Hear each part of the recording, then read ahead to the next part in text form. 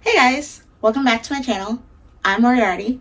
This is Unabridged, and today we're going to talk about the books that I read in the month of February. Yes, I do know that it's the third week of March. Don't at me. Here we go. So the only two physical books that I have to show you are The Witch's Hand, which is a graphic novel by Nathan Page and Drew Shannon. I gave it 5 stars. I absolutely loved it. And it is about two twins, the Montague twins, who have been adopted by a history professor and his mechanic wife, and are best friends with their biological daughter, Charlie.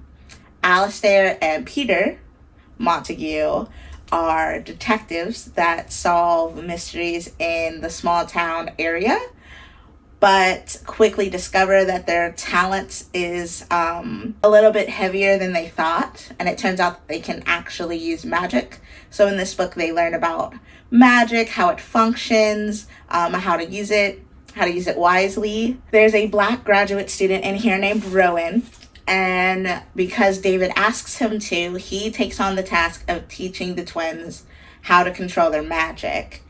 On the other end, there is some spooky, old, like generations old curse murder going on. And it's just really fun, really bright and colorful, even though the story is kind of dark. And it was really good, y'all. 5 stars. 5 stars. The other physical that I have is called Kill Game, and it is by Cordelia Kingsbridge.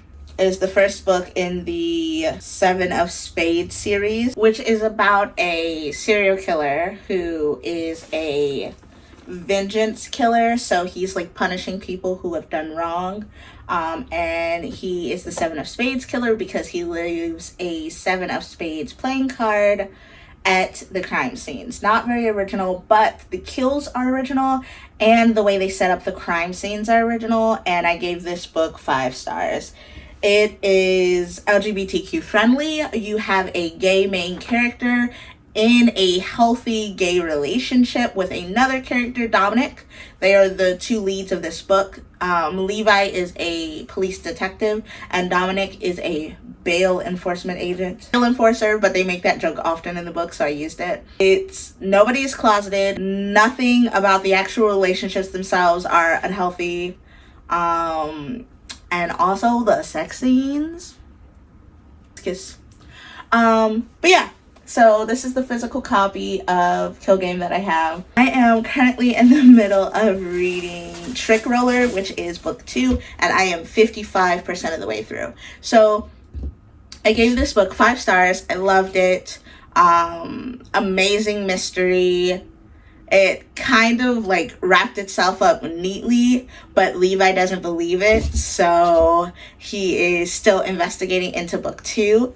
But basically, you have a serial killer running around killing bad guys who have gotten off. A guy who like was drunk driving and he killed someone, and because they had this like psychiatrist talk about how addiction works, they let him off after like 2 months in jail.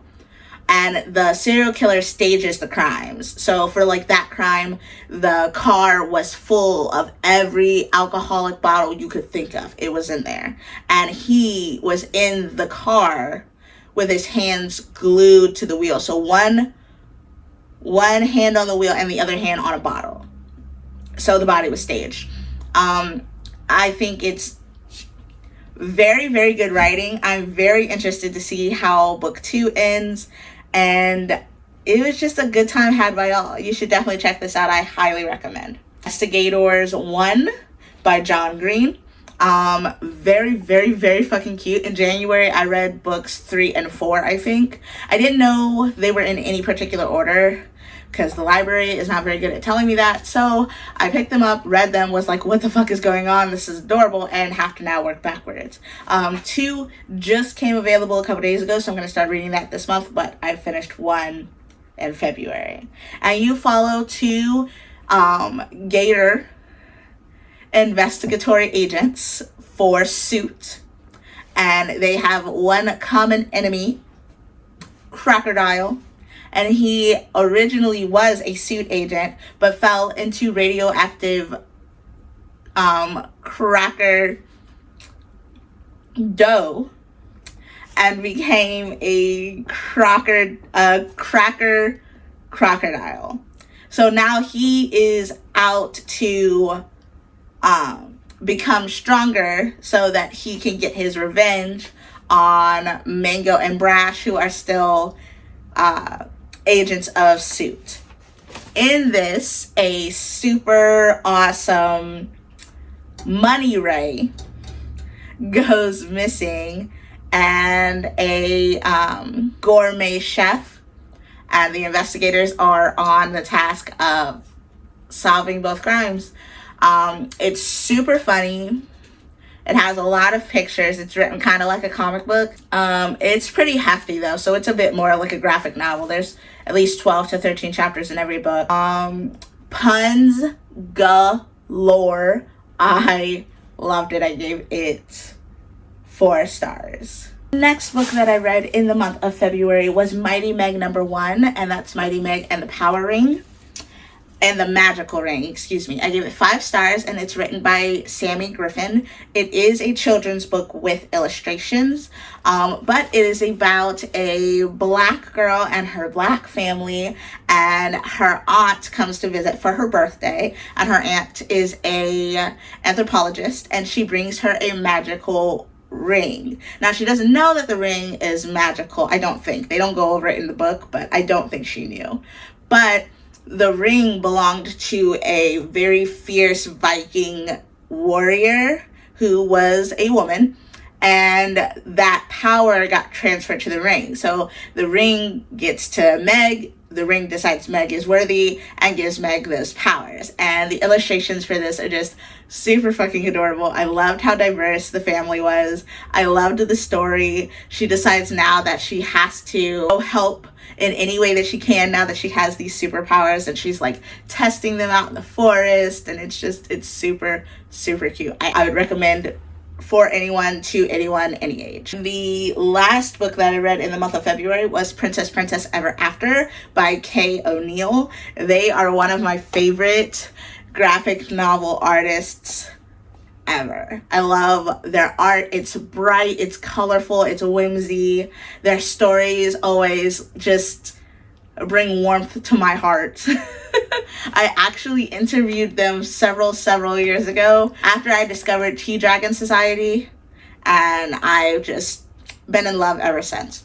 So Princess Ever After is about a tomboy knight who is a princess, Amira, and Sadie, who is stuck in a tower. It's a little bit like Rapunzel, but not really.